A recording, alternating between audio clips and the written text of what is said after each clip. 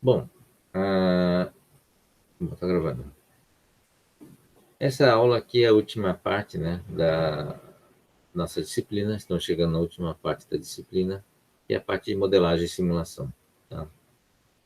A modelagem e simulação tem a ver com a aplicação da computação para a ciência. É uma das coisas mais relevantes, né, do uso da computação para a ciência é justamente essa aplicação de modelagem e simulação. Tá? Então, a gente vai ver na aula de hoje quais são os principais impactos envolvidos nos processos que envolvem modelagem e simulação, principalmente para a ciência. Tá? Então, opa, tá aqui, né? Nós vimos todos esses tópicos nas aulas passadas, nas semanas passadas, e nós estamos agora, então, na última parte, que é modelagem e simulação. São duas aulas, a de hoje e da próxima aula, tá? Que envolve esse aspecto de simulação, modelagem e simulação. São dois processos distintos. Né? Modelagem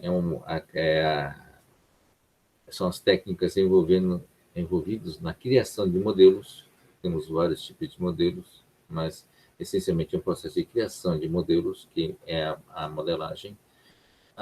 E a simulação é um aspecto onde você pega um modelo pronto, tá? Um modelo que seja capaz de ser simulado, tá? Normalmente são modelos matemáticos que o computador consegue simular, tá? E a partir desse modelo matemático, o computador conseguir simular. Simular significa executar o comportamento desse modelo, né? Não só o comportamento interno, como também as condições de contorno, né? Ou seja, o ambiente onde esse modelo se encaixa. Então, o modelo, normalmente, você tem que produzir o modelo do próprio produto, ou do próprio objeto da modelagem, mas também o modelo do seu ambiente, né? Do seu contexto onde esse modelo estará sendo aplicado, né? Estará sendo objeto de simulação.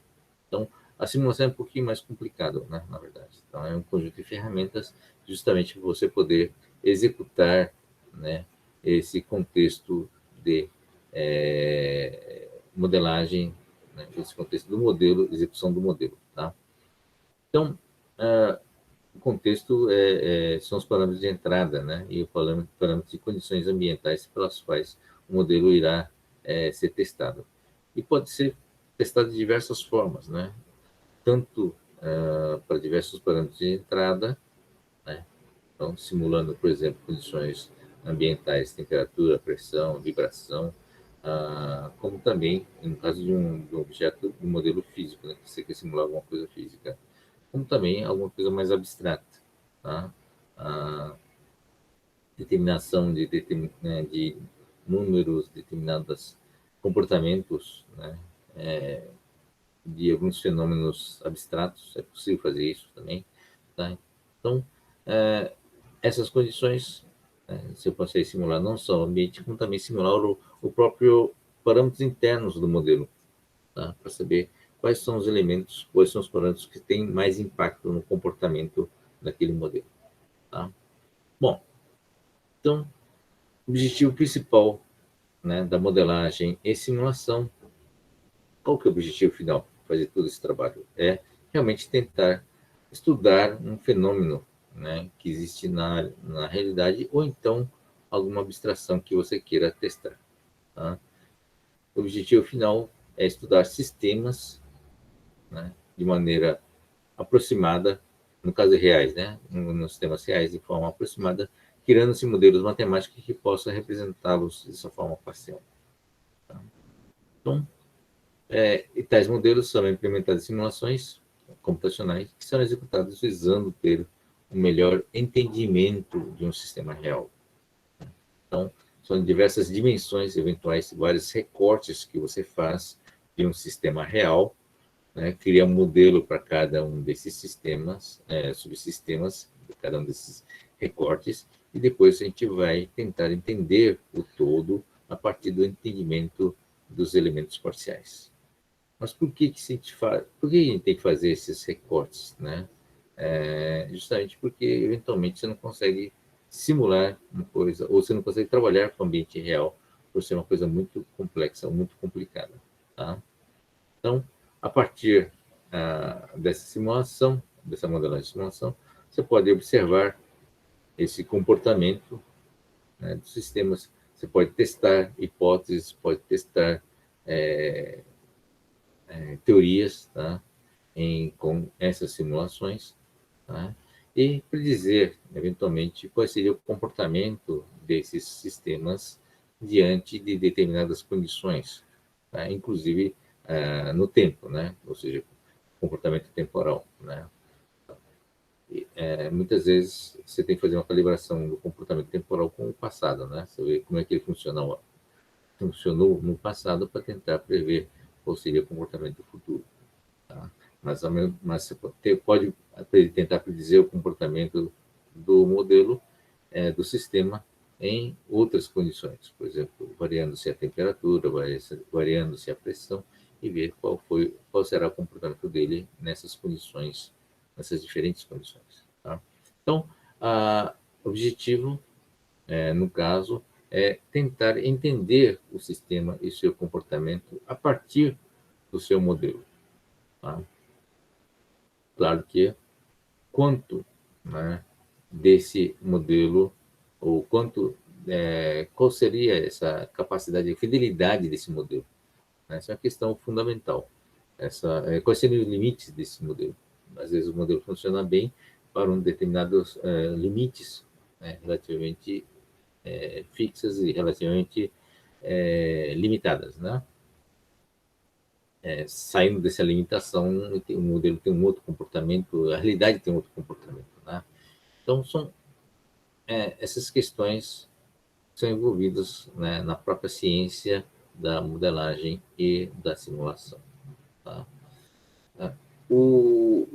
A ciência usa a teoria de sistemas, a base de tudo isso é a teoria de sistemas, né, para estudar fenômenos, né, coisas que existem, coisas que têm muita interação.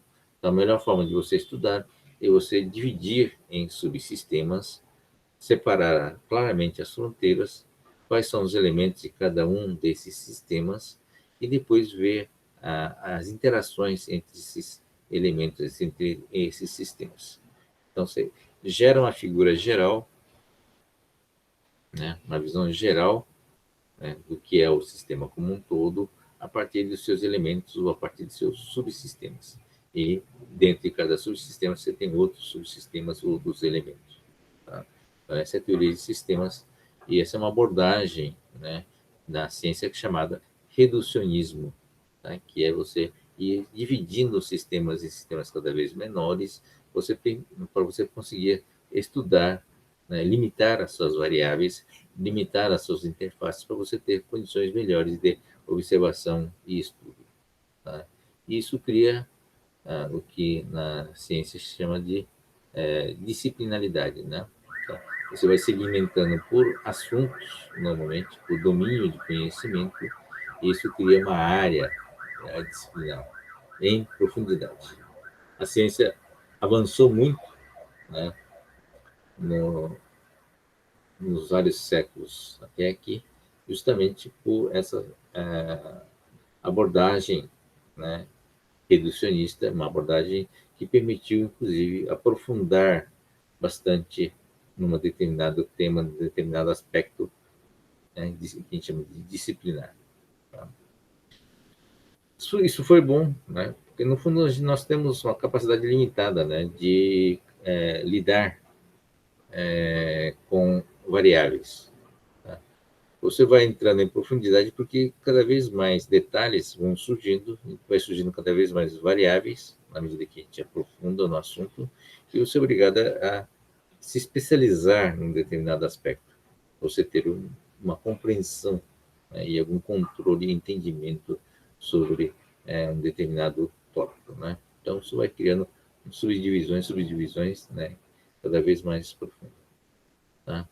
O problema disso, a grande vantagem é que você consegue entender em profundidade um determinado assunto. O problema disso é que você vai perdendo a imagem, a visão do contexto, a visão do todo. Tá? Então, você fica tão especializado no assunto que você não consegue mais analisar ou entender o impacto disso no contexto como um todo. Então, essa é uma das falhas, né, dessa abordagem. Surgem, então, outras visões, né? A visão interdisciplinar, por exemplo, que é a base, uma das pilares da própria UFBC, é que algumas áreas, né, ficam entre disciplinas, né, e que precisam ser trabalhadas, né, de uma forma integrada. Tá? Então, a visão de ter um sistema, visão sistêmica é muito relevante nesse caso, né? Você ter uma visão do todo, né, usando a teoria de sistemas, as relações, tá? E dentro dessas relações, ter áreas no meio, né, que estão na fronteira entre de áreas de conhecimento, que vocês têm que trabalhar a interdisciplinaridade. E tem outras áreas que são áreas transversais, ou seja, áreas que atuam em diversas áreas de conhecimentos. A própria área de teoria de sistemas, né, é uma área que abrange outras áreas, tem impacto em outras áreas de conhecimento, tá? São áreas que a gente chama de transdisciplinares, tá? Afetam várias dimensões, né, que afetam várias áreas disciplinares ao mesmo tempo. Tá? Então, o que a gente quer chegar, né? A teoria de sistemas é justamente para você poder trabalhar cada um dos elementos. Ele é muito importante para a modelagem, porque o modelo está no contexto parcial. Tá? É sempre uma abordagem parcial de um sistema como um todo. Tá? Então, que parte, qual o papel do modelo, qual no contexto como um todo? Essa é uma parte que você tem que saber, tem que ter o controle para você preparar o modelo. Tá? Senão você acaba achando que o próprio modelo vai representar o elemento como um todo. Isso nunca é verdade. Tá? É um grande perigo que você tem, achar que o modelo representa o todo. Tá? Então, ter esse controle, né, e administrar essa parcialidade é uma área muito importante, uma área muito relevante, né, para quem realiza experimentos com modelos, quem realiza simulações com experimentos, e está no domínio também da área da teoria de sistemas. Tá bom?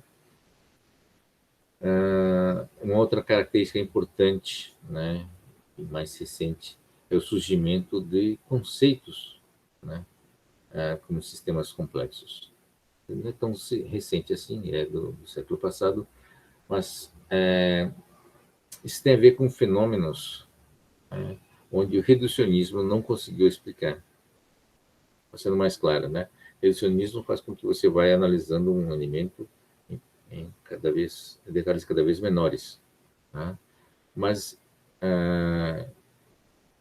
alguns exemplos, né, da área de sistemas complexos. Uma das propriedades importantes dos sistemas complexos é a propriedade da emergência. O que é emergência? É surgir uma propriedade a partir do conjunto de elementos. Tá? Um conjunto de elementos simples, no caso. O cérebro é um bom exemplo, né, desse sistema complexo, dessa emergência de propriedades. Você vai abordando o cérebro sob o ponto de vista reducionista, você chega no neurônio. Você consegue fazer um modelo de neurônio com todo o seu comportamento, você consegue fazer experimentos das suas características. Né? Você tem os impulsos que entram, você tem as sinapses que ocorrem, você tem as reações químicas que geram mudança de estado e geram propagação dessas sinapses para os outros neurônios vizinhos. Tá? A interface entre os neurônios já está bem estabelecida. Tá? Então, você entende como é que propaga-se os sinais ou as informações dentro do cérebro, né? E quais são as reações que isso provoca, né? E quais são as variações a partir do qual você consegue simular no nível mais alto, né? O que vinha a ser a memória, o que vinha a ser o comportamento, o que vinha a ser um reflexo, né? Num domínio relativamente restrito. Mas o estudo de um próprio neurônio não consegue chegar, né, nas camadas superiores, como, por exemplo, a consciência, né, ou o comportamento psicológico. Tá? Tanto é que são áreas distintas, né? Psicologia, por exemplo, é uma área distinta que não tem muita ligação com o neurônio. Usam outros modelos para representar o cérebro, né, sob o ponto de vista de comportamento, né, comportamento da pessoa, comportamento funcional. Tá? Tem outros modelos, modelos de emoção, modelo de compreensão, modelo de cognição, modelos de memória, inclusive, tá? E que não tem uma ligação direta com o neurônio. Por quê? Porque falta alguma coisa, né? Tá? É uma área que tem que ser preenchida pelos sistemas complexos. O que é o sistema complexo faz? A partir dos elementos e das suas conexões, você cria um comportamento em um alto nível que é emergente, né? Que você tem esse comportamento que surge a partir de alguns elementos chaves que tem que ser estudado para saber o que gera como consequência esses comportamentos, esses fenômenos, né? Consciência é um fenômeno conhecido e mensurável. Né? A gente sabe que determinados animais têm um certo nível de consciência e outros não têm. Tá? Como é possível isso se todos têm o mesmo neurônio? E como é possível se algumas espécies terem um comportamento cognitivo superior, né, e outros não têm? Tem a ver com números de neurônios? O elefante tem muito mais neurônios do que o ser humano, em termos de massa e quantidade. Mas será que... Por que eles não têm a capacidade cognitiva? Aparentemente não tem, né? Essa capacidade cognitiva, né, e abstrata que nós temos. Tá? Nós, seres humanos, né? Tá? Então, essas diferentes características é um objeto de estudo de uma outra área, né, transdisciplinar, que são a área de sistemas, mais particularmente sistemas complexos. Outra característica emergente, né, que vem do sistema de estudo dos sistemas complexos, é o comportamento de insetos coletivos, como abelhas e formigas. Né? Então, você tem uma formiga ou uma abelha, por exemplo, que tem uma capacidade comportamental limitada, com um número limitado de neurônios, e uma capacidade de comunicação também limitada. E, no entanto, o coletivo, né, tem uma capacidade intelectual maior. Né? A gente chama de uma emergência, né, de um comportamento que a gente chama de inteligência social. Tá? Então, o que vem a ser essa inteligência social? O conjunto das formigas, o conjunto das abelhas tem um comportamento, né, que é parecido com uma inteligência de um animal superior, tá? Que é capaz de adaptar-se às condições ambientais. É por isso que as colmeias sobrevivem, né? Tá? A abelha individualmente não consegue sobreviver, mas, não consegue se adaptar às condições extremas, mas a colmeia como um todo consegue. Tá? A colmeia cai, por exemplo, com uma tempestade, tem alterações das condições ambientais e elas vão se adaptando e vão conseguindo, a colmeia consegue sobreviver, tá? Porque consegue se adaptar a diversas situações. Inclusive consegue evoluir, consegue se espalhar no mundo todo. Né? Você tem colônias de abelhas praticamente em todos os continentes, em tudo quanto é lugar. Tá? Como é que é possível? Como foi possível, né, evoluir, né, nessas condições? Tá?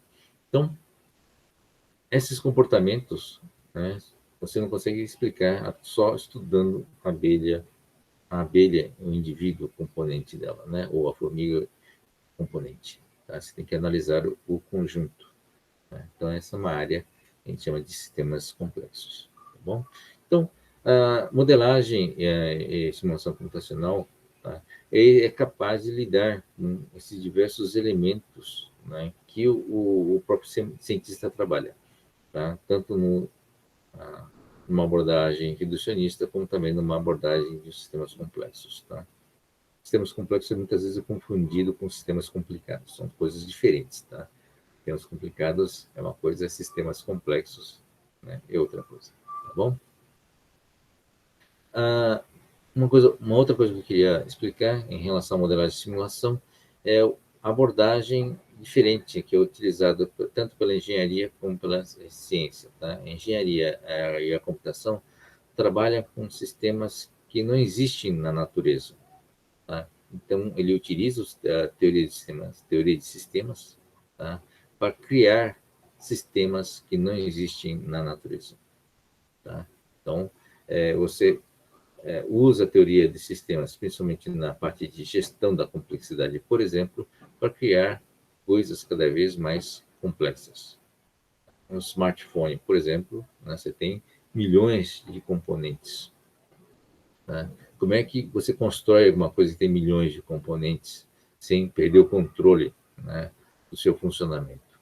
Isso através, né, de um processos da engenharia, processos onde você usa a teoria de sistemas para segmentar as funcionalidades, né, criar as devidas interfaces, tá? Estabelecer essas interfaces com precisão para você poder ir construindo bloco por bloco, né? Tá? Todo o contexto, todo o conjunto. É a mesma coisa na área da computação.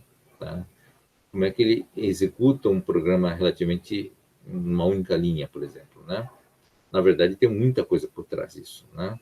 Antes de uma linha, de uma instrução do Python, você tem toda uma infraestrutura que foi construída durante décadas, né? De uma forma modular, né? De uma forma sistêmica, abordagem sistêmica aqui, tá?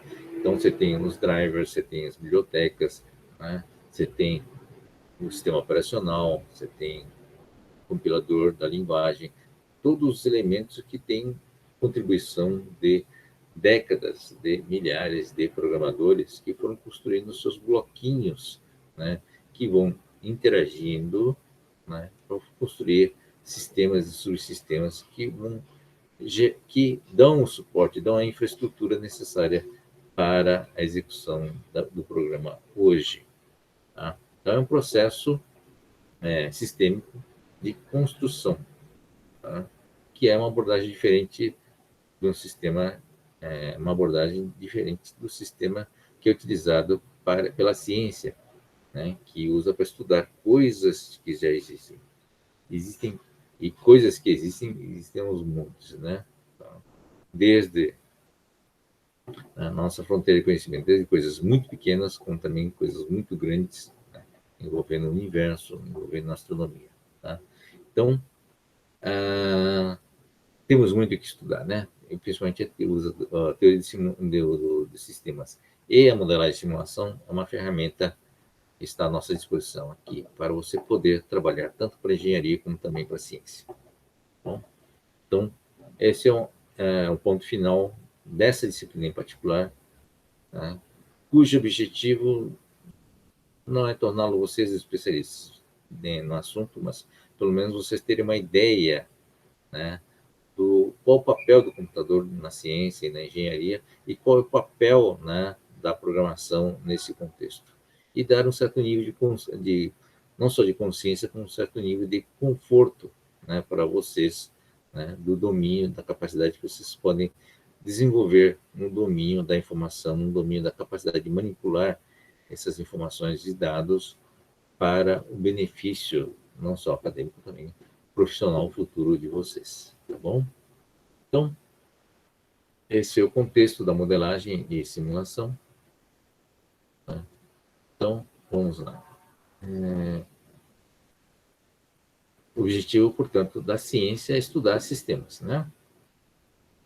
E para estudar sistemas, né, temos essas três abordagens principais, tá? Tem outras, mas esses são os mais importantes. Experimentos com o sistema real, tá? A área de ciência experimental trabalha com isso, né? Tá? O que é o sistema real? Você tem um ambiente real, eu vou projetar experimentos, tá? Ou seja, eu tenho que controlar o próprio objeto do meu estudo, os seus parâmetros, tentar levantar seus parâmetros, as principais características, tentar controlar o ambiente dessa simulação, desculpe, desse experimento, tá? Para poder realizar o experimento. Tá? Então, é um cientista que projeta o seu experimento. Então, o pessoal da física experimental, da química, né, da biologia, todos eles têm essa abordagem de lidar com o ambiente real e realizar o seu experimento sobre o ambiente real. Tá?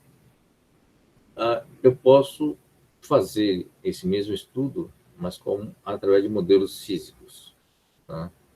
Às vezes o sistema real é muito grande, é muito complicado, é muito interconectado, eu divido o segmento, tá? E estudo, né? Criando modelos parciais, em ambiente real, claro, mas em ambientes de uma forma simulada, para poder entender o comportamento, né, em diversas dimensões, depois ter uma visão geral, né, juntando esses modelos.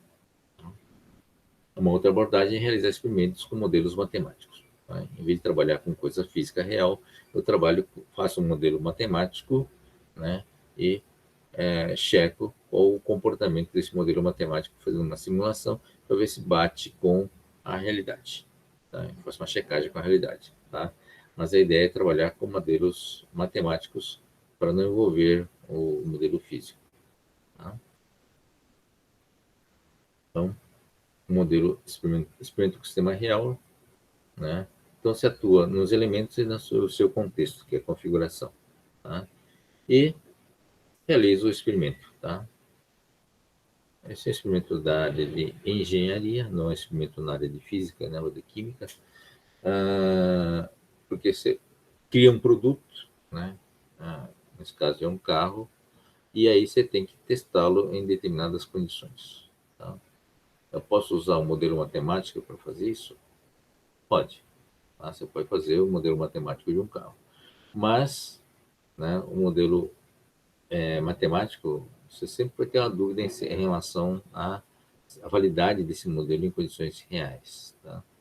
Então, é um caso onde você tem tantos parâmetros, né, no veículo, envolve tantos elementos, né, que você nem sempre consegue simular todos matematicamente. O grau de complexidade e o grau de complicação, né, por ter muitos dados, se torna muito relevante, né, para você conseguir fazer uma simulação de fato condizente com a realidade. Tá? Mas ele, apesar de se lidar com o carro, ou com o elemento real, você não necessariamente está lidando com o ambiente real. Tá? Porque no ambiente real, em condições de trânsito, por exemplo, pode gerar, né, condições muito mais variadas do que simplesmente ter uma simulação de impacto direto frontal. Tá? Você faz vários tipos de simulações das ocorrências de maior probabilidade. Tá? Mas nem sempre é possível simular. Aliás, não é possível simular todas as condições que o ambiente real tem, né, tem produzido. Bom, bom você repete esse experimento várias vezes, né, destrói vários carros, e é claro que você não vai construir um carro especificamente para ensaio, né?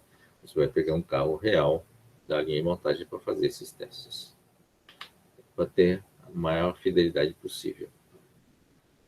Esse e tenta controlar as condições de contorno para saber exatamente quais as consequências em dadas condições. Então, esse é o experimento em cima de um sistema real. Usando o modelo, né?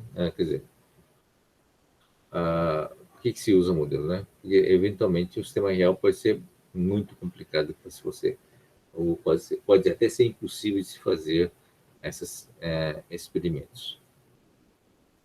Bom, primeiro exemplo, né? Esse experimento pode ser muito caro ou perigoso. Né? Por exemplo, analisar pessoas em situações de incêndio. Tá? Você não vai criar experimentos e jogar pessoas lá dentro do incêndio para ver o que acontece, né? Certo? Ou pelo menos não deveria fazer. Então, são experimentos que não se faz, tá? Apesar de ser importante. Tá? Salvar vidas, né? Incêndio, você pode obter muitos dados se você realmente souber o que pode acontecer. Né?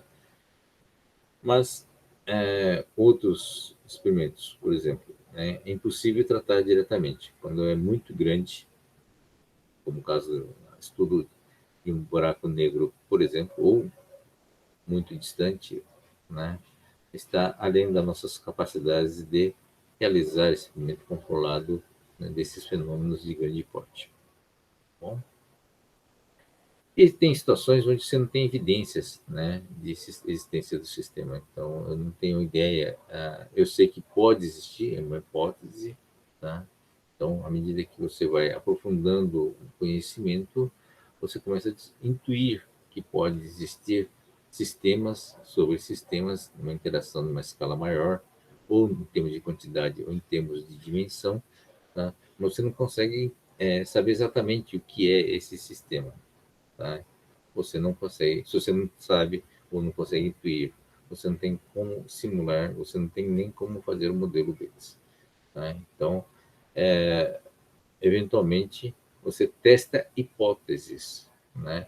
Especulando em cima de alguns modelos, você desenvolve algumas, você transforma essa especulação, essa hipótese em um modelo e tenta simular usando o computador. Bom, então são essas dimensões envolvendo a simulação. É necessário construir um modelo que represente parcialmente o sistema completo, né? Realizar experimento parcial em cima desse modelo. Então, alguns modelos que podem existir, né? Um é modelo físico e o outro é modelo matemático, tá? Ou é uma combinação de ambos, porque são modelos, então você pode dividir o todo em diversas partes. Algumas partes eu realizo os experimentos em cima do modelo físico e outras partes em cima do modelo matemático, tá? No modelo físico, né, tem alguns exemplos aqui, tá? São objetos reais, fisicamente reais, mas com abordagem parcial. Aqui é o modelo de escala, então é uma represa completa, mas em escala menor. Tá? 1 para 100, 1 para 1000, por exemplo. Né? E você parametriza, né? Claro que uma água real aqui, né, vai ter um comportamento diferente numa represa maior e numa represa menor em modelo. Né? Mas você consegue ter muitos dados a partir do estudo desses modelos. Tá? Uma outra forma é que no avião você cria um modelo em escala também, tá? Para analisar o comportamento, tipo flutuação, dirigibilidade, né? A partir desses modelos. Tá? Então, são representações parciais. Mesmo no caso do avião, você pode ter um modelo em escala real, 1 para 1, mas não do avião inteiro, mas, por exemplo, um segmento da asa, tá? Tá? Uma fatia da asa, do perfil da asa, só para fazer experimentos num túnel de vento para ver o comportamento do ar em volta da asa. Tá? É uma simulação em cima, aliás, não é uma simulação, é um ensaio em cima de um objeto real, tá? Mas um modelo parcial, tá? Que a gente está usando só para tentar entender sobre um determinado comportamento da asa, por exemplo, né? No caso do vento. Tá? Então, mas isso, entender as limitações do modelo, entender o que você está fazendo com o modelo é muito importante, porque ele vai dar sempre uma informação parcial também, né, dentro do contexto. E como ligar isso num contexto maior é tão importante quanto fazer esse experimento em cima dessa escala reduzida ou escala limitada. Tá? Então, o mesmo experimento em cima do perfil da asa, ele só serve para aquilo, só serve para estudar o fluxo do ar, né, o perfil do fluxo do ar. Tá? Se você for analisar o papel da asa na parte estrutural do avião, você tem que criar outro modelo. Né? Não vai ser a partir da fatia da asa. Aí você vai ter que fazer um modelo integral, né, do comportamento mecânico para saber qual a sustentação dele, qual o papel da vibração, né, ou qual a capacidade de resistência dessa asa em caso de impacto. Tudo isso é um outro tipo de modelo, né, da própria asa. Então, são diversos modelos, diversas visões parciais, tá? Desses modelos físicos, né, para entendimento do todo. Tá? Então, esse é o exemplo do modelo físico. E depois o modelo matemático. Né? Você pode ter uma modelagem matemática para tentar representar esses comportamentos de uma forma matemática. Tá? Por que matemática? Né? Porque, historicamente, não só a matemática, mas outras áreas,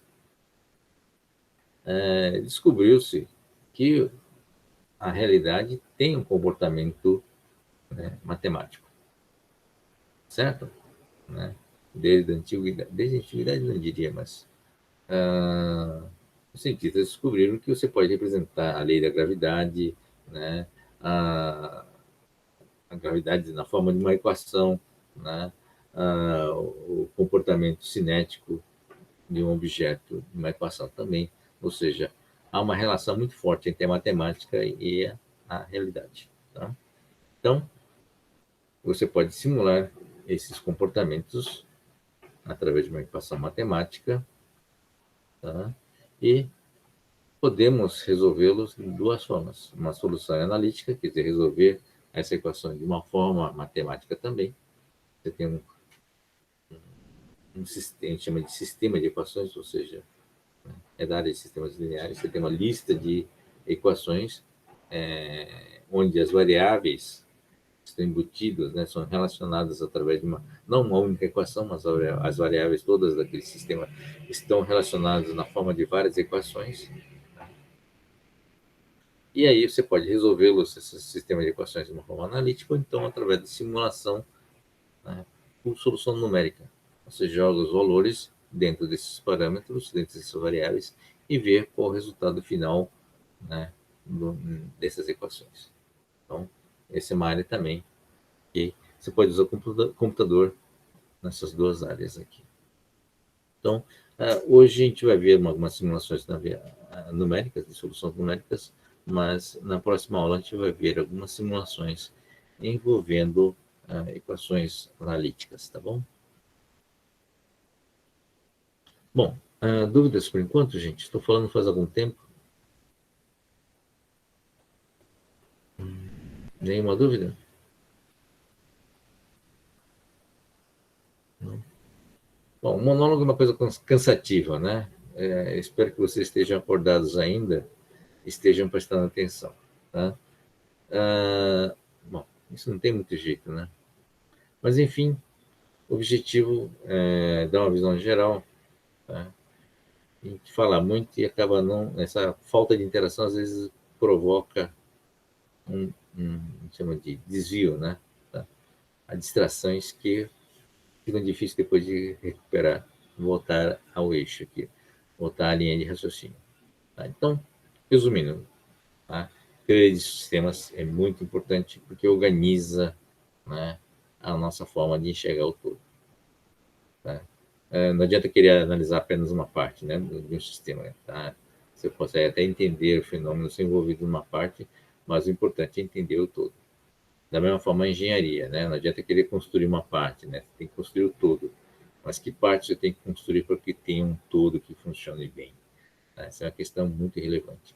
Então, é o papel do sistema fazer essa gestão, né? Não só essa gestão, como o controle disso, né? Bom, então, esse é o papel da teoria de sistemas, esse é o papel do modelo, né?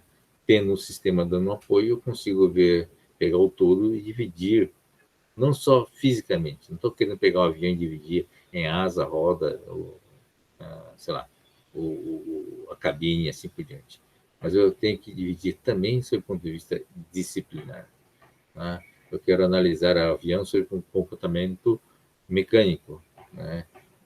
Agora eu quero analisar sob o ponto de vista dinâmico, né? Vibração, né? Essas coisas.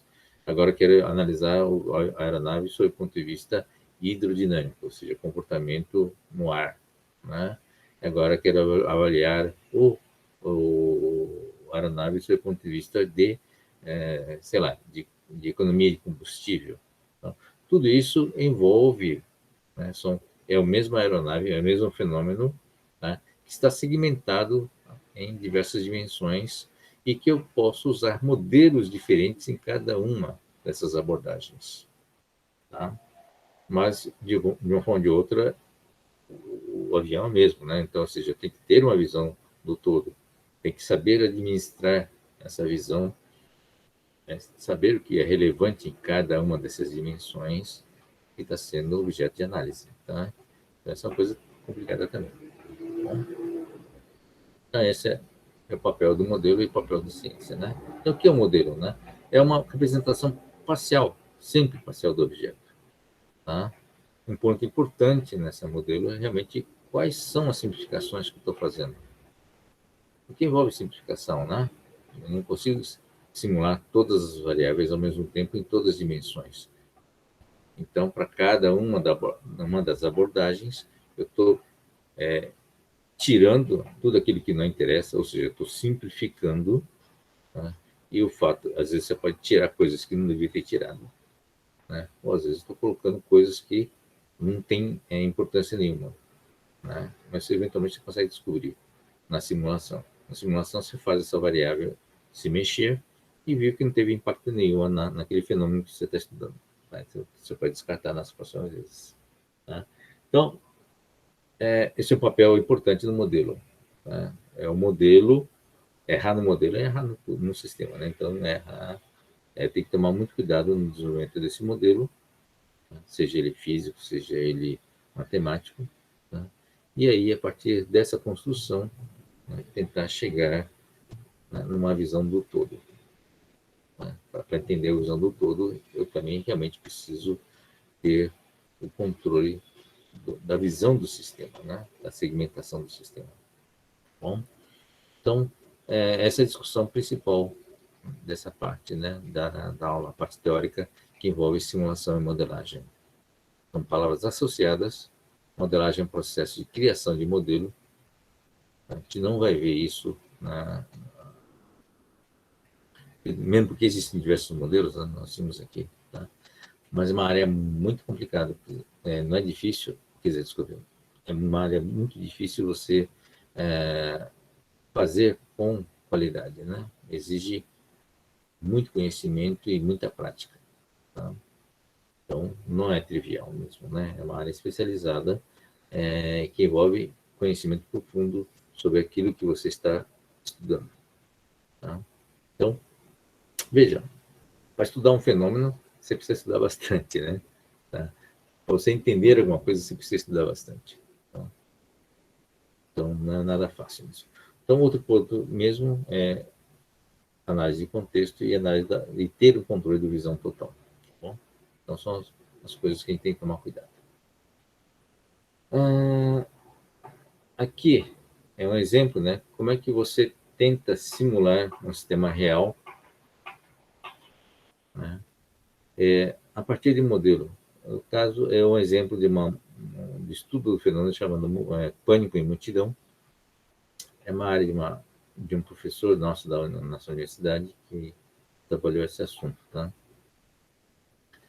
A área é um problema típico, né, de um sistema que você não consegue realizar ensaios reais. Tá? É um problema real importante. Não sei se vocês lembram, né, aquele caso da Boate Kiss, né, que teve incêndio, morreu muita gente, mas uma boa parte das pessoas que morreram não foi por causa do incêndio em si, né, mas foi pela situação de pânico que gerou pisoteamento, né, muitos outros acidentes, mas, enfim, foi um caso típico da importância do estudo do pânico em multidões. Tá? Então, é um fenômeno que nos interessa estudar, justamente para separar os elementos principais que geram pânico e tentar dividir, tentar controlar esse processo para não gerar tantas mortes, né? Reduzir a quantidade de danos, né? Em função do pânico. Mas, ao mesmo tempo, é uma situação onde você não tem como estudar muito, porque você não consegue fazer uma simulação real, né? Tá? Você não consegue fazer um experimento, desculpe, simulação não. Você não consegue fazer um experimento real em cima desse fenômeno. Certo ou não? Você teria que botar um monte de gente, criar uma situação de pânico para ver, sem saber, né, que é um experimento, e ver como é que eles reagem, né, nesses casos. Que pode provocar, né, muitos danos, né? Certo? Então, quais são os parâmetros, né, que vocês acham que tem que ser considerado nessa simulação?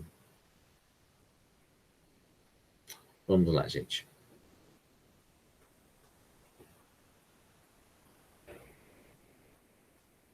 Alguma ideia?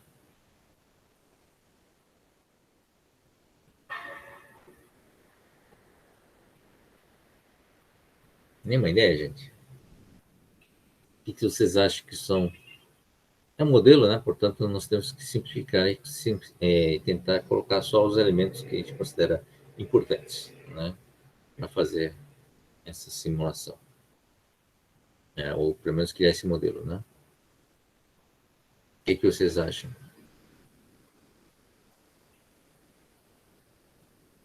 Nenhuma manifestação? Vamos lá, gente. Acordar um pouco.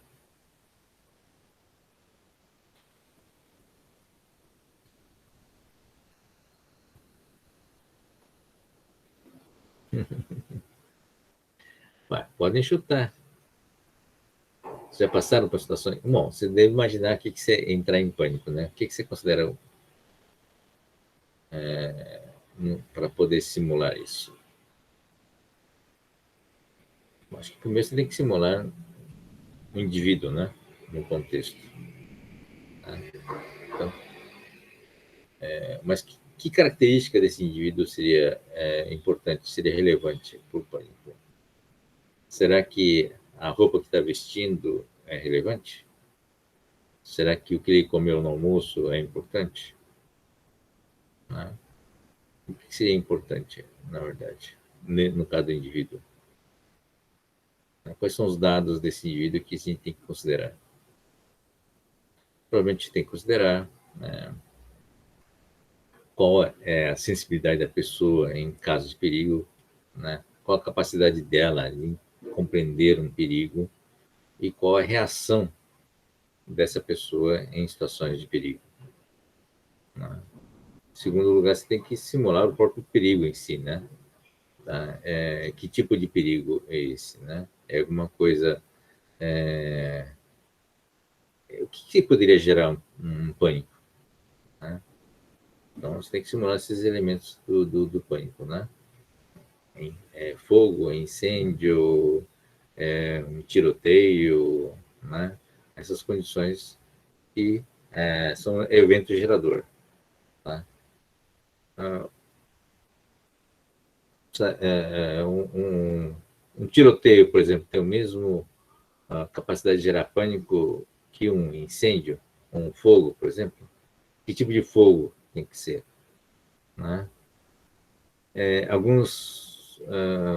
Alguns elementos, não é capacidade de gerar mortes. Né?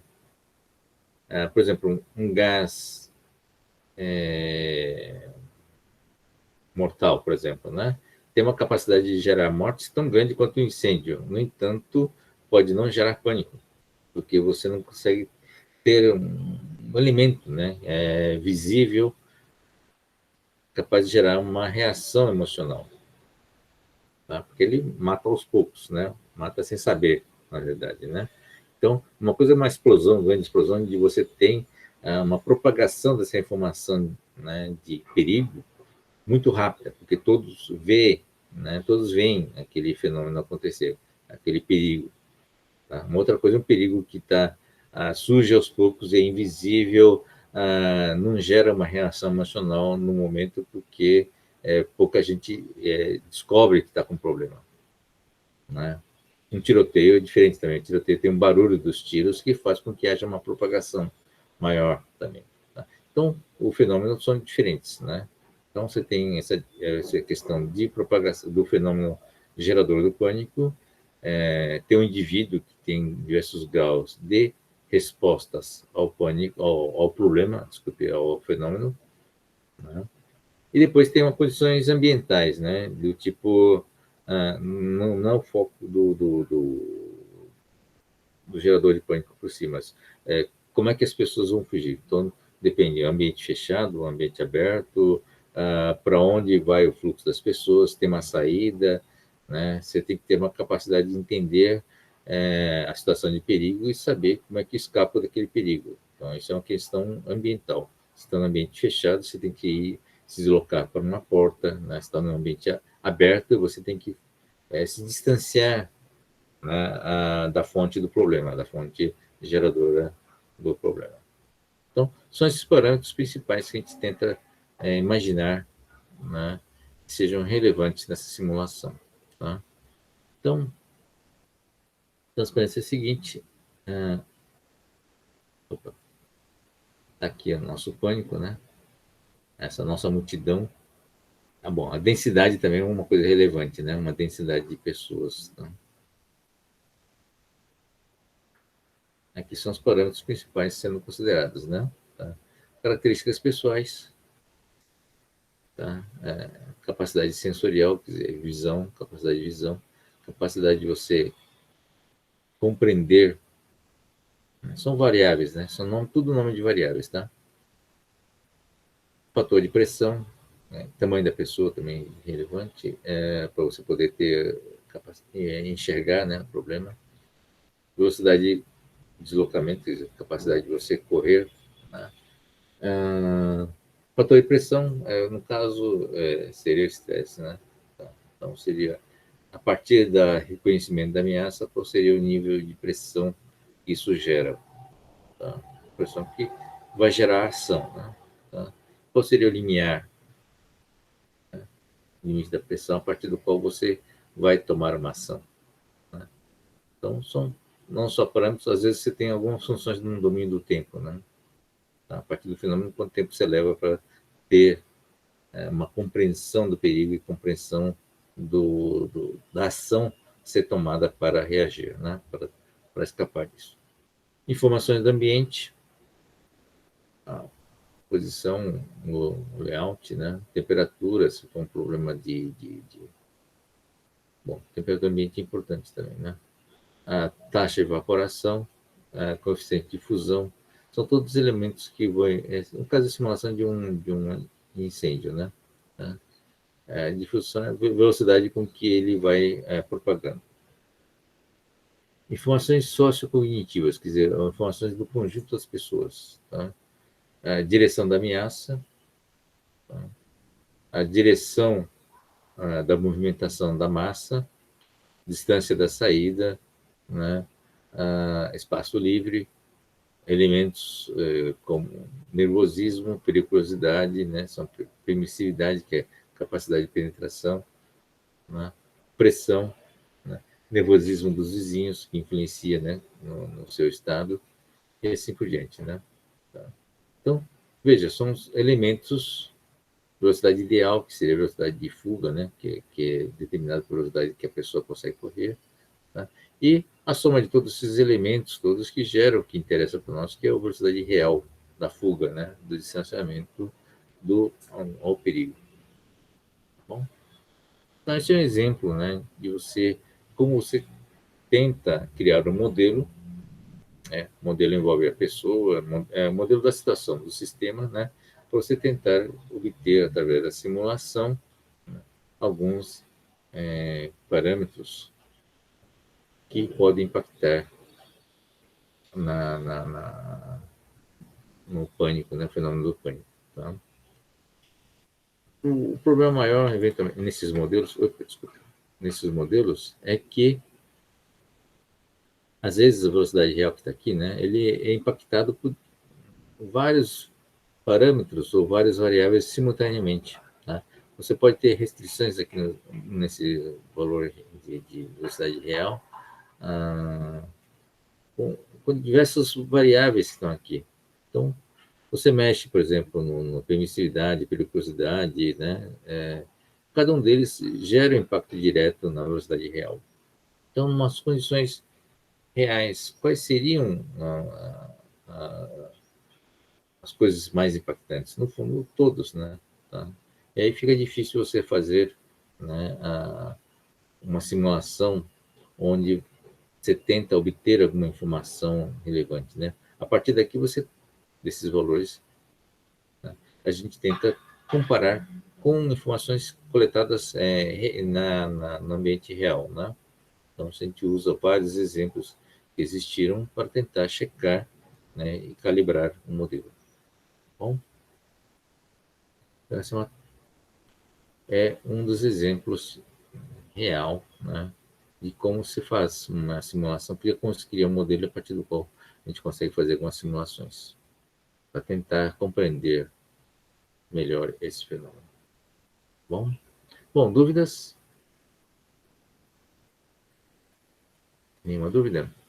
Então vamos avançar, nós estamos atrasados rapidamente para a parte teórica, né? É estimar o valor do π. Tá? O legal nessa estimativa, nessa simulação, é que a gente vai usar umas técnicas diferentes, né, para fazer essa estimativa. Tá? Π vocês conhecem, né? É um número, esse número aqui, 3,1415 ou 16, que é mais utilizado, né? E vocês sabem a definição do π, né? O π é a razão entre o perímetro de uma circunferência e o seu diâmetro. Tá certo? Não sei se vocês aprenderam dessa forma, né? Ele não é simplesmente um número dentro de uma fórmula. Tá? Muitas vezes vocês aprendem que de uma outra forma, né? Você aprende que o D, desculpe, o perímetro é igual a π vezes o diâmetro. Não é isso? Tá? Mas a definição é o contrário, né? Que o π é a razão entre o perímetro de uma circunferência e o seu diâmetro. A perímetro, né? Perímetro é a borda externa de uma circunferência. Qual a razão entre esse comprimento dessa borda com o diâmetro? Tá? É uma constante. Tá? Independente do tamanho do círculo, a razão entre o perímetro da circunferência e o seu diâmetro é uma razão constante. Tá? E essa razão é chamada de π. Tá? Por isso que para você calcular o seu perímetro, o perímetro da circunferência a partir do raio, a partir do diâmetro, é só aplicar a fórmula, né? O diâmetro, o perímetro é igual a o diâmetro vezes o π, ou o diâmetro é o 2r, né? Então, ou o perímetro é igual a 2πr, tá bom? Então, o π tem um valor, é um valor que tem uma utilidade prática, né? Na antiguidade já era sabido, era muito utilizado, porque a partir do perímetro você queria descobrir qual é o diâmetro da circunferência. O perímetro é fácil de medir, né? Você pega um fio, uma linha, por exemplo, né? Contorna o círculo e depois vê o comprimento desse círculo, né? do perímetro, tá? E a partir desse perímetro, se eu souber qual é o valor do π, né, dessa razão, eu consigo saber o diâmetro daquele tubo ou daquela circunferência, tá bom? Então, essa é a ideia da razão prática do uso do π. Tá? Então, π é um número conhecido desde a antiguidade, é uma razão constante, né? E aí muitas civilizações usaram π de valores diferentes, tá? Acho que no período romano o π era 3,14, né? Mas a grande maioria dos países antigos usavam 3, né, como sendo o valor dessa razão. Tá? Só mais civilizações mais avançadas que sabiam que não era um número redondo. Tá? E tem uma propriedade interessante, que tem uma sequência de números depois da casa aqui, que não é periódico. Tá? Esse número não se repete. Então, muitas vezes, esse próprio número π é utilizado, esses números depois da vírgula do π, é utilizado como um número aleatório. Bom, essa aula de hoje, com esse exercício do π, a ideia é introduzir vocês para algumas funções da área de geradores de números aleatórios, ou geradores de números randômicos. Tá? Essa é uma área muito relevante na computação, né? Principalmente na parte de modelagem, mas mais especificamente na parte de modelagem e simulação. Por quê, né, isso? Porque a grande maioria dos fenômenos naturais, né, envolve a aleatoriedade, envolve as características randômicas. Tá? A natureza é muito pródiga em gerar, aliás, uma das características muito interessantes da natureza é a capacidade de gerar, né, a aleatoriedade, o acaso. Né? Nós somos todos consequências do acaso, né? Na verdade. Não só a raça humana, como também nós, indivíduos mesmos. Né? Tá? É uma combinação do acaso da aleatoriedade envolvidos na geração, na combinação dos genes para gerar o nosso DNA, por exemplo, né? Então, o acaso é muito presente, né, no nosso dia a dia, nossa vida, e não só isso, como também na própria natureza. O papel do acaso é muito forte, tá? Então, é aquela curva normal que nós vimos, né, nas aulas passadas, que é um resultado de vários processos que nós não temos controle. A maioria dos fenômenos, os grandes números, a gente controla nos fenômenos, faz parte do processo, mas tem sempre um fator de aleatoriedade, que são aqueles parâmetros, né, aquelas variáveis que a gente não consegue controlar nos processos reais, né, e que gera oscilações, né, geram as aleatoriedades, né, não só das estruturas internas, como também dos fenômenos que estão sujeitos, né, na natureza. Bom, então, a capacidade de simular, né, a parte aleatória é extremamente importante nessa área de modelagem e simulação. Tá? Você inserir fatores aleatórios, tá, é, é decisivo, né, na qualidade da simulação. Tá? Então, é isso que a gente vai ver no cálculo do π. Tá? Vamos focar nas funções do Python envolvendo a parte aleatória. Tá? Então, esses métodos são usando a probabilidade e usando aleatoriamente a aleatoriedade. Tá? São métodos conhecidos como métodos de Monte Carlo, em homenagem ao Cassino de Monte Carlo em Mônaco. Tá? Então, a maioria desses métodos matemáticos envolvendo probabilidade e envolvendo aleatoriedade é chamada métodos Monte Carlo. Bom,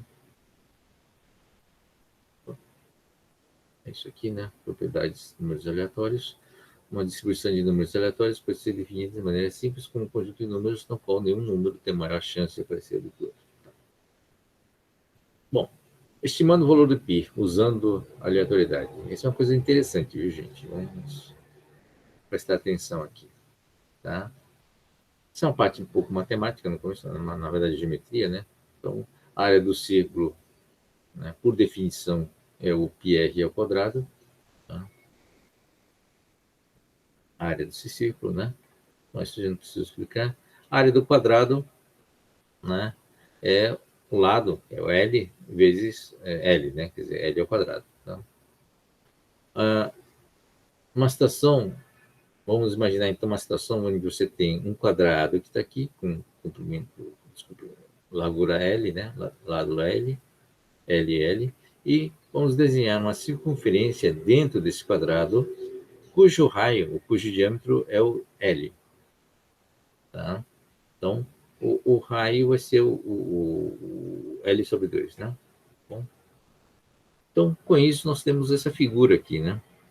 Tá? Em 2D, é um desenho onde você tem um quadrado e uma circunferência inserida dentro dele, exatamente aqui, encostando nas suas paredes laterais. Tá? Então, a área do quadrado, portanto, é isso, né? É L ao quadrado. Eu posso traduzir em raio, né? Que é o L igual a 2R, né? Tá? Vai dar nessa área aqui, quando transformada em raio. 4R ao quadrado. E aí vamos calcular a razão entre a área, a circunferência e a área do quadrado. E isso resulta nessa equação. Né? Qual que é a razão? É a área do círculo sobre a área do quadrado. E nós temos esse número aqui. Isolando o π, nós temos que o π é igual a 4 vezes a área do círculo sobre a área do quadrado. Essa é uma relação matemática direta, a partir da definição do próprio π. Né? A partir da definição do perímetro, a razão do π como sendo a razão entre o perímetro e o seu diâmetro, nós temos uma consequência em 2D, né? Em termos de área, nessa fórmula. Tá? Então, você pega essa razão entre a área do quadrado, né, e a área do círculo, nós temos o π, né, e multiplicar por 4, nós temos o π, né, como resultado. bom?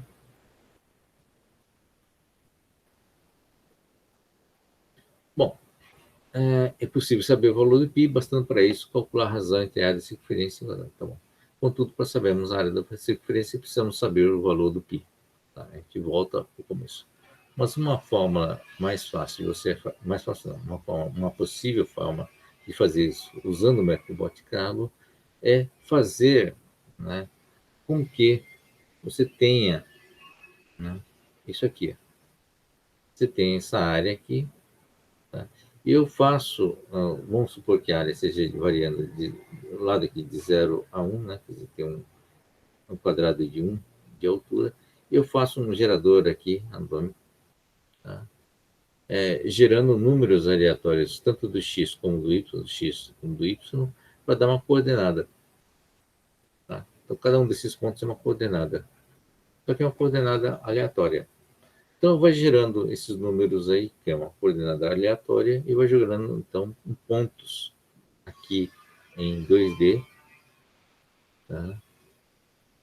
E, se for aleatório, gera alguma coisa desse tipo aqui. Né? Aleatório uniforme. Né? Vai gerando ponto nessas áreas aqui.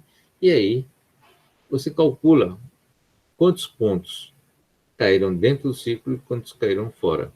Bom, como eu estou simulando, né, gerando pontos entre 0 e 1, todos os pontos gerados pelo sistema vai ser dentro do quadrado, obrigatoriamente.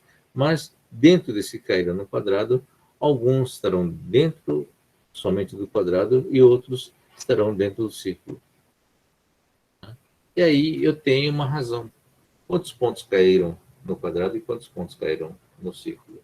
Aí eu faço a divisão, né, entre os que caíram no círculo e o quadrado é tudo, né, na verdade, é que caiu dentro do círculo e caiu fora também. Então, alguns pontos caíram somente no círculo. Então, faço uma razão entre os pontos que caíram somente no círculo e o número total de pontos que foram simulados, que é a área do quadrado. Tá? E com isso eu consigo obter, né, e aí multiplico por 4 e eu consigo ter o número π. Tá? Essa é a ideia, né, por trás do uso dos números aleatórios para o cálculo do π, tá? Para estimar o valor do π. Claro que aleatório é aleatório, né? Se não tiver nenhum vício, é importante que não tenha nenhum vício, né? Vai ter uma quantidade de x, mas a precisão, né, desse número π vai ser melhor quanto mais pontos eu tiver, quanto mais pontos aleatórios eu gerar. Tá certo? Então, essa é a parte teórica. Opa, vamos avançar. Mas como é que eu sei se um ponto está dentro ou fora do círculo? E a gente vai usar a teoria do Pitágoras aqui, né?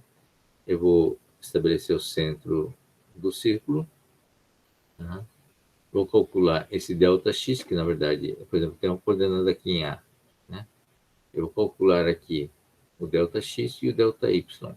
ΔX é a diferença entre o ponto dessa coordenada, ponto x dessa coordenada, x aqui, né? Tá? Ponto x dessa coordenada, e vou subtrair o meio, que é a metade aqui, né? Tá? E a mesma coisa com o y, tá? A coordenada está aqui, eu vou pegar essa coordenada aqui do y e subtrair, né, a parte fixa, que é o raio aqui, né? Que é meio. Tá? Então, isso vai dar ΔX e ΔY. Então, eleva ao quadrado e soma, tirou a raiz, eu tenho a hipotenusa, que é o D, é a distância do A até o centro. Com o D, né, eu sei se o ponto caiu dentro ou fora do círculo. Se o D for maior que meio, significa que ele caiu fora do círculo. Se o D for igual a meio, ele está na linha aqui, no perímetro.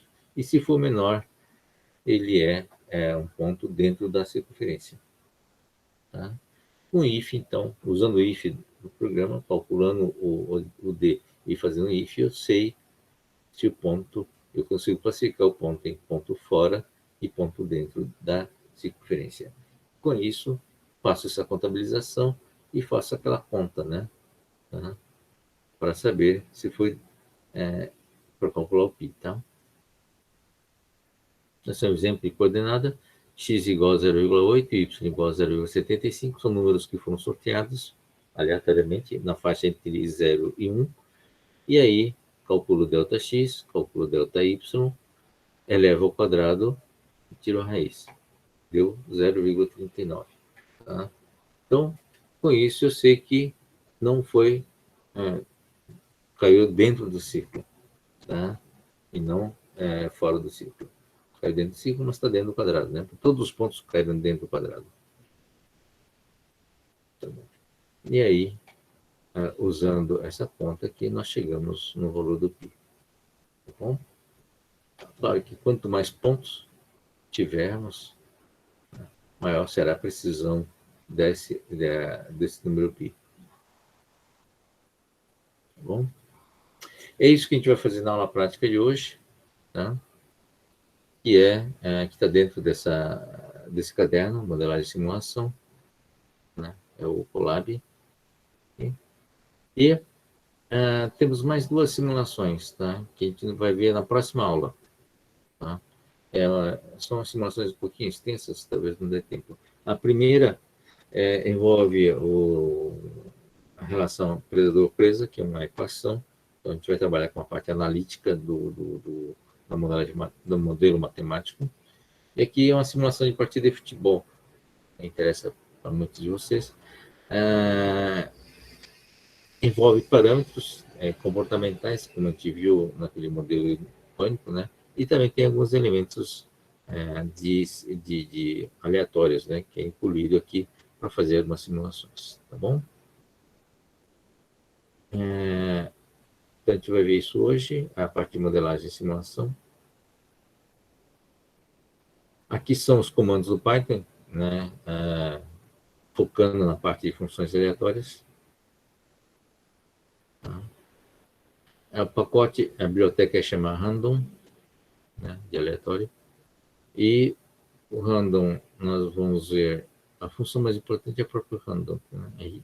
Random.random é um número aleatório entre 0 e 1.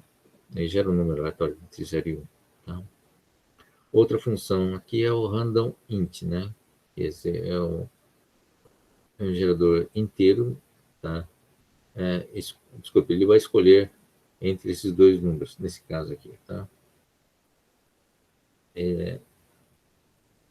Então, nesse caso, como são dois números, 50% de chance de cada um deles, tá?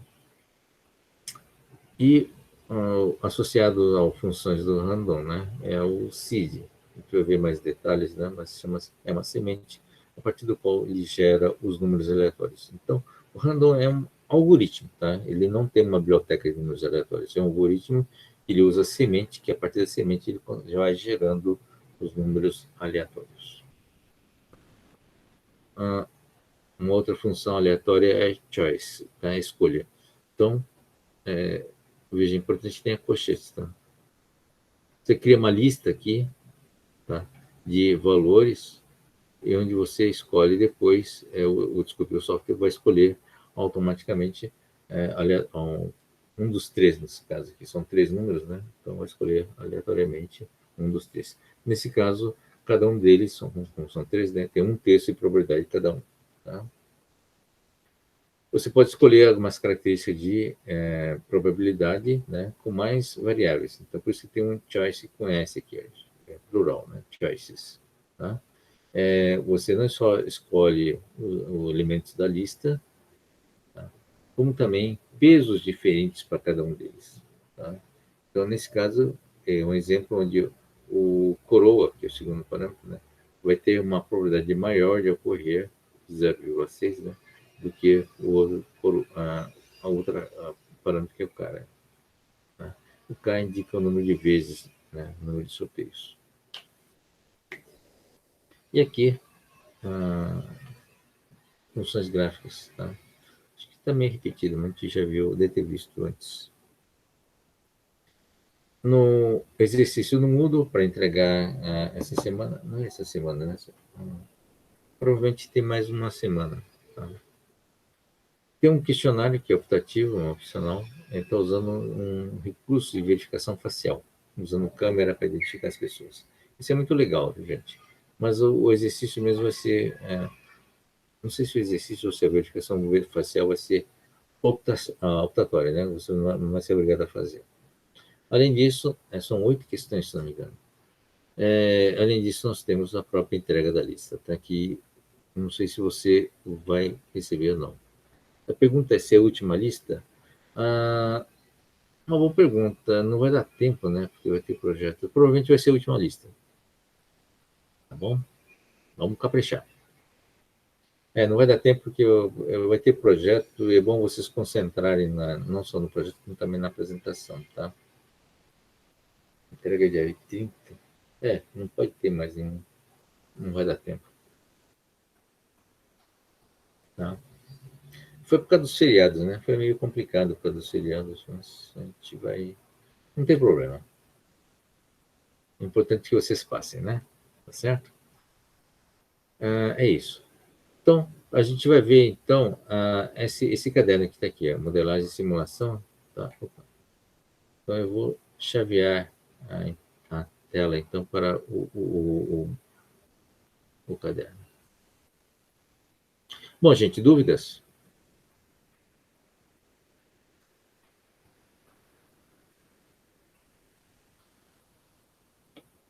Estão vivos ainda, né? Então tá bom.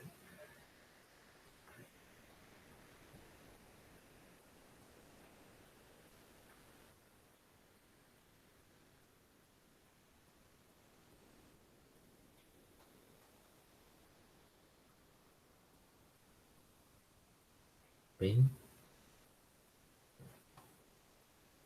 só um instantinho.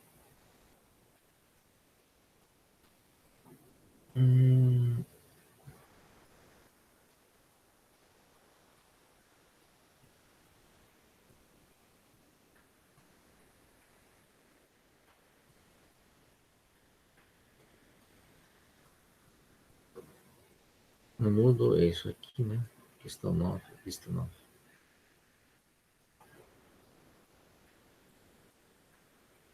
Isso aqui é legal, gente. É um recurso novo, mas ainda é experimental, tá? Tem que se cadastrar, dá um certo trabalho, tá? Mas a senha é diferente da senha da UFBC, mas o objetivo aqui é fazer uma série de ensaios, testes de alguns recursos novos.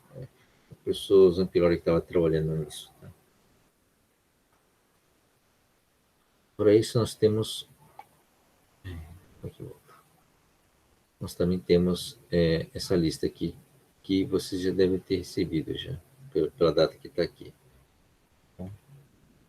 Bom, vamos entrar aqui no.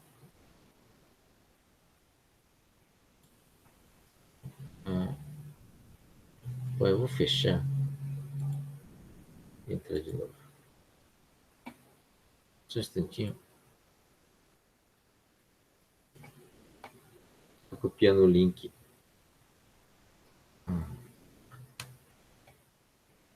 Acompanhando um pouco. Ctrl+C. Ctrl+V.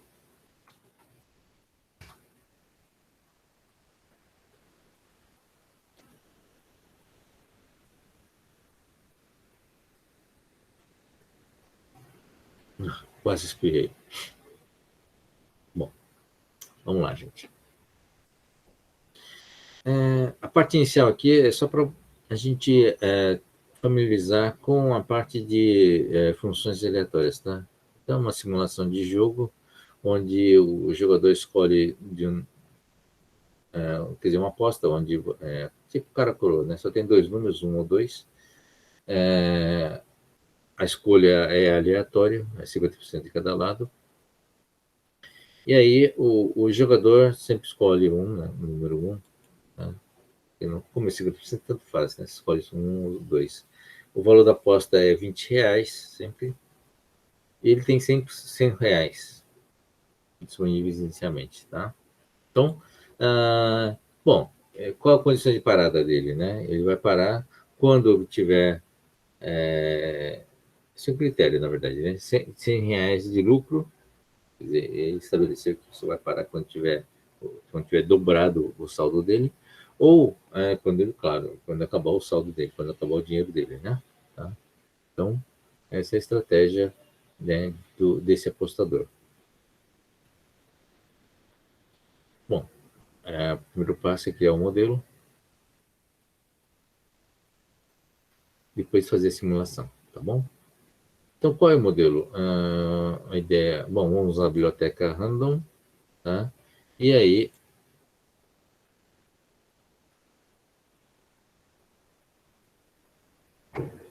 cadê? A partir da biblioteca random, vamos criar uma coisa chamada, bom, tem o saldo e a aposta, e vamos criar uma coisa chamada sorteio, uma variável sorteio que vai usar essa função randint, né, randômica inteira, e vai sortear entre um ou dois. Tá? Então, vamos ver como é que funciona. Aqui sorteio deu um, né? Vou dar algumas vezes. Dois, um, um,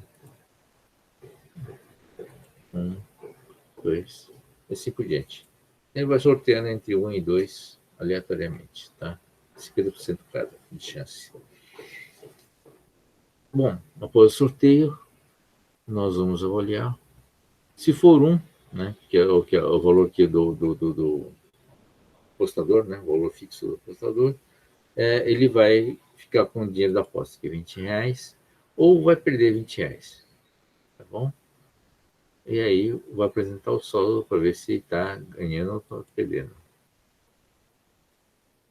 Né? Então, na primeira rodada, ganhou R$ 20, deve ter acertado, tá? E o jogador tem agora 120. Não, na verdade, deve ter saído um, né? No sorteio. Vamos rodar novamente o sorteio.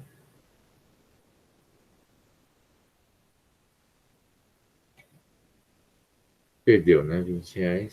Então, o jogador tem R$ 100 agora. Tá? Então, no fundo, é repetir isso aqui, né?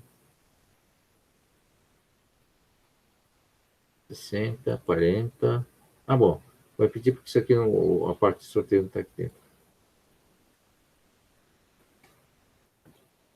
Ele armazena o último valor. Tem que sortear. Ele está perdendo ainda. Ganhou 20, mas perdeu 20, zerou.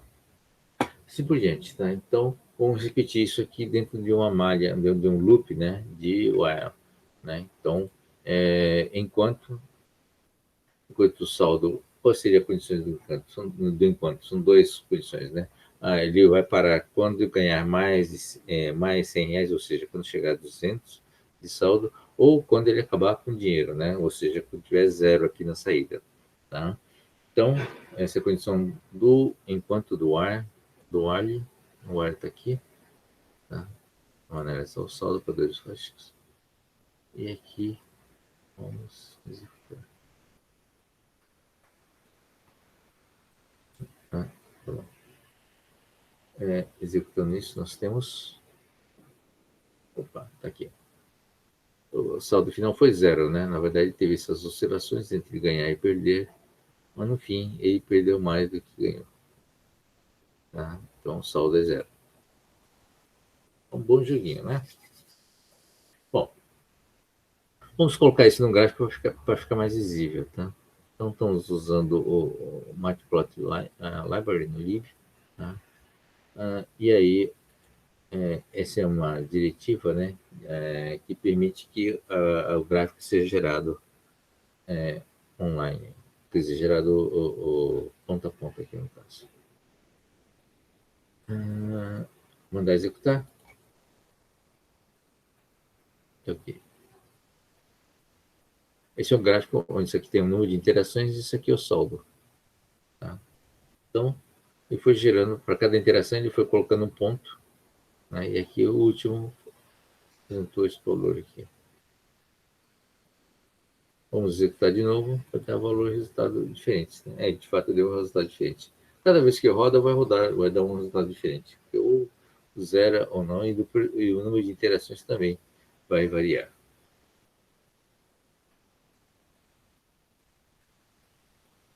Tá certo?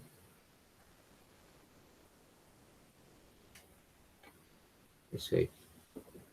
Tá bom? Então, vai gerando esses gráficos aqui. Esse parâmetro ponto B aqui tem a ver com o cor do ponto. Então, lá, vermelho.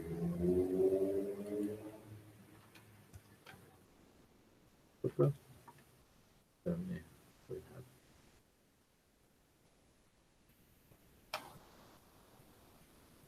É,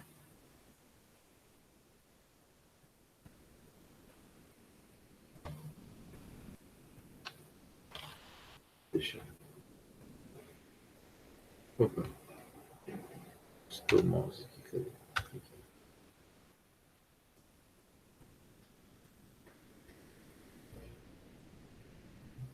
O seu ponto vermelho agora. Tá bom? Então, o número de interações, né? E se vai chegar a zero ou vai para 200, isso vai variar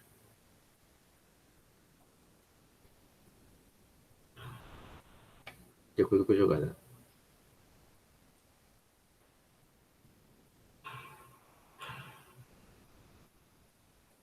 Né?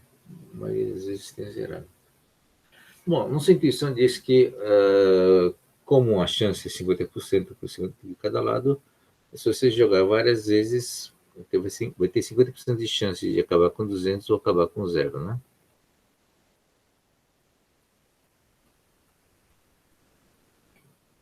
Para isso, a gente vai fazer com que, para simular 1000 vezes a execução, tá? A gente vai refazer o código.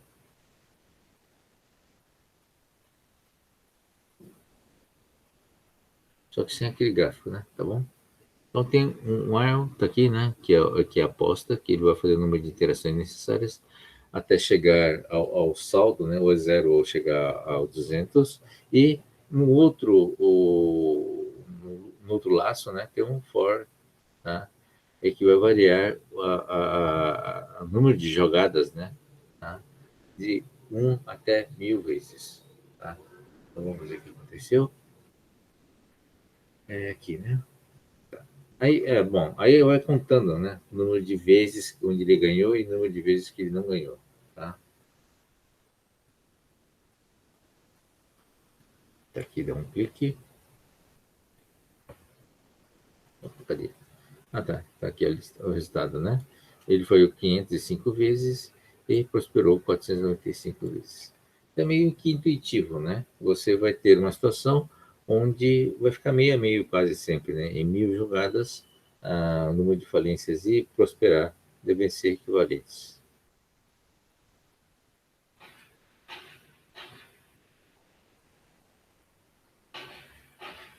É quase 500, né? Meia meio de 1000.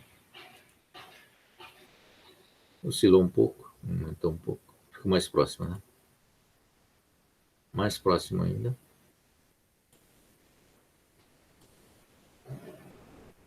Tá bom. Então, essa faixa de variação em torno do 500, né? Em torno de, na verdade, 1000, meia meia para cada lado. Agora vamos mudar a estratégia, né? Reduzindo a chance dele ganhar, tá? Então são 3 números, 1, 2 e 3,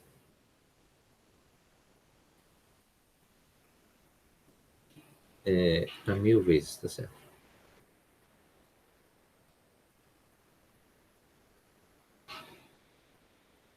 Veja os valores que eu tenho, né? Então, ah, intuitivamente dá a impressão que fica 1/3 cada lado, não é isso? Então essa proporção aqui não teria sido correta, tá? E de 1000 vezes, 1/3 daria pelo menos 300 vezes que ele ganhou, tá? E outras 600 seriam a que ele perdeu, tá? Mas na prática, quer dizer, na prática não. Mesmo teoricamente, isso não é verdade, tá?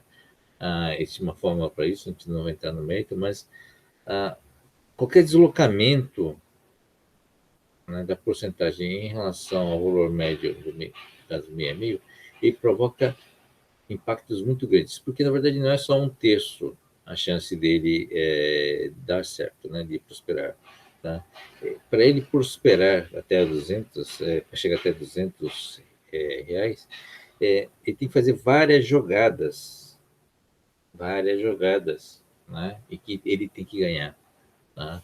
Então, como são várias jogadas, a probabilidade dele acertar com algum valor no fim é muito pequena, é muito menor do que se fosse meio a meio. Tá? Então, essa é uma prova. Valeu 972 vezes, né? E só prosperou 28 vezes, né? Devia dar pelo menos 300, segundo esse raciocínio.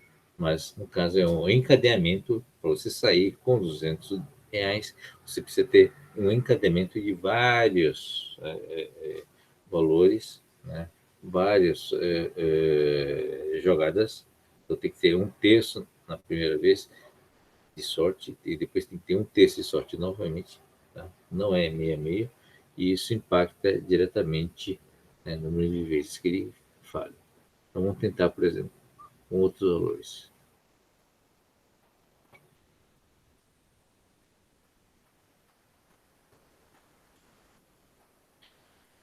Novecentos e setenta e quatro, 965, 65 novamente, 73, assim por diante. Tá? Vocês perceberam que dá sempre acima de 900, mais do que 950, né? Então, é uma conta que envolve fatorial, não vou entrar aqui no mérito, tá?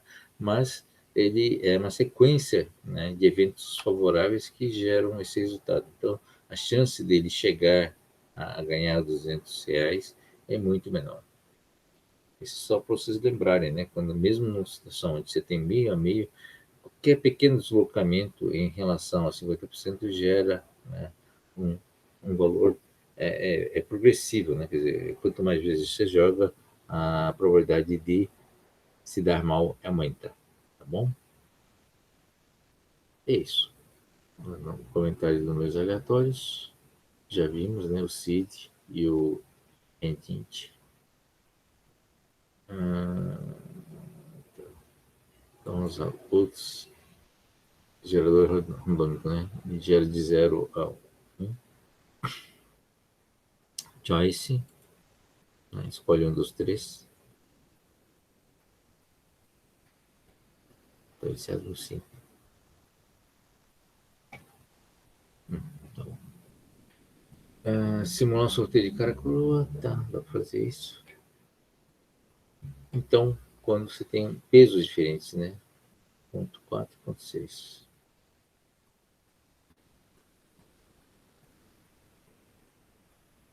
Coroa. Tá. O choices, quando você usa o K igual a 5, tá? Vai gerar 5 sorteios. Só que o resultado do sorteio vai ser gerado numa lista, tá?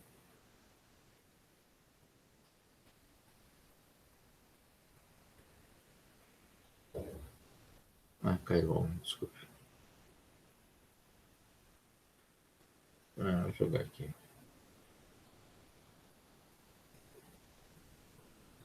Coroa. Cara, coroa.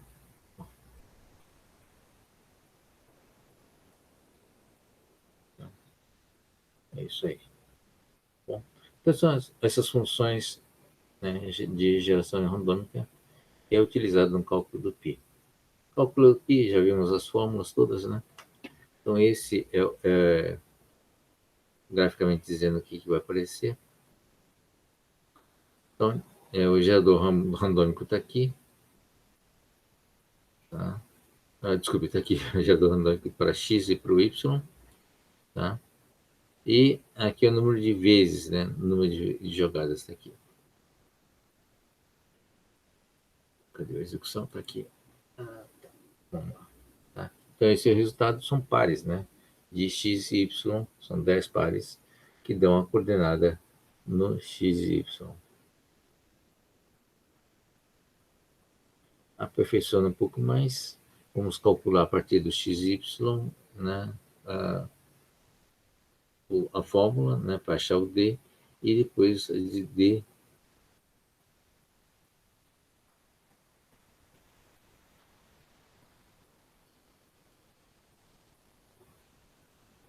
Tá certo, né? Tá, radômetro, tá, geral B, a distância está aqui. E aí calcula a distância aqui, né? Tá, se tá calculando a visão aqui. Ela também é ruim. A distância está aqui, tá? É meio. Tá certo. Compara com maior ou menor ou igual. É meio. Se está dentro ou está fora. Vamos ver agora. Quais são as coordenadas? Calcula-se o D e depois se está fora ou está dentro. Sob o ponto de vista de área, deve dar maior parte dentro do que fora, né? Tá bom? É isso. Isso só com 10, e aí vamos calcular o π.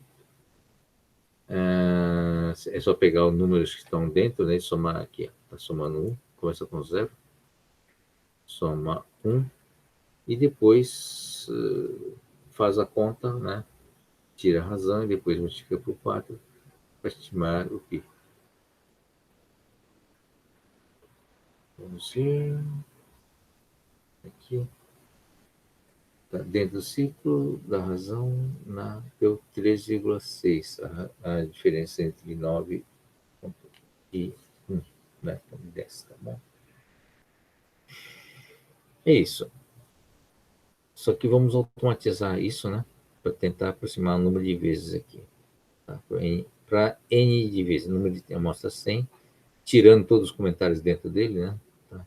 Vamos ver com que chega isso aqui. Tá? 77 dentro e 100 fora, né? Tá? Esse resultado, π igual a 3,108, né? Máximo de 3. Tem um erro. Tá. O erro foi calculado da seguinte forma: você fez, pegou esse valor calculado, estimado, né? E subtraiu do π real, ou próximo real, que está na biblioteca mais, né? E foi importada a biblioteca, depois foi feita a subtração com o número π real para saber qual foi a diferença, né? Qual foi o erro. Bom, vamos lá de novo. Então, o erro está na casa do 0,1, tá? De precisão. É uma casa depois da vírgula.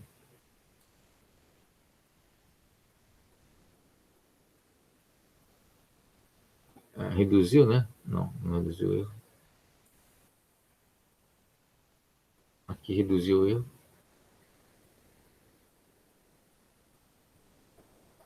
Aqui aumentou o erro. Bom, é aleatório, né? Então, vocês viram que o π está oscilando no 3, mas está em torno da primeira casa decimal aqui. Então, mais ou menos preciso. Vamos aumentar esse aqui para 1000. Vamos ver. 1000 interações. Tá melhorando, né? Nós temos até pelo menos as duas casas decimais com certa precisão.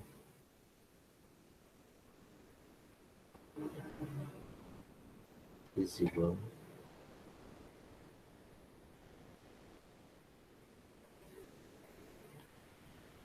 Melhorou um pouquinho. E assim por diante. Agora vamos fazer esse mesmo com essa lista, né? Isso aqui é uma coisa que você deve ter já trabalhado com exercício e repetição. É uma lista com vários valores progressivos. Esse último aqui é 100 mil. 100 mil chutes, né? E está usando aqui dentro do range. Não, é valores, está certo. Tá?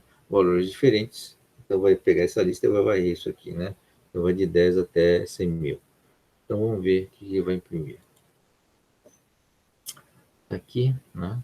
10, 100, 1000, 10 mil, 50 mil, 100 mil e 100 mil, tá? E os resultados foram isso aqui. O π, 2,8, 3,13, 3,156 e assim por diante. 13,14. Está começando a ficar bem próximo. Tá? Digo 14 também. Bom, então, à medida que aumenta o número de pontos amostrados, vai aumentando a precisão. Essa precisão mostra também que melhora, né? É uma boa forma de comparar, tá? Que o gerador aleatório não é tão enviesado assim. Tá? É um algoritmo, novamente, né? Tá? Tem seu viés, mas o viés, esse resultado mostra que não é tão ruim assim. Tá bom? É isso, gente. A gente está estourando no tempo, né? Tá? Esse foi um exemplo do uso dos números aleatórios em cálculos que, teoricamente, na verdade, não teria muito a ver com probabilidade, que é o cálculo do pi, né? Tá? Esse é um bom exemplo do quão flexível, quão interessante é esse gerador de números aleatórios, tá? Em várias aplicações. Tá bom, gente? E aí? Dúvidas? Os desafios proporcionados na lista devem ser colocados como comentário? Que desafios? Que lista, na verdade?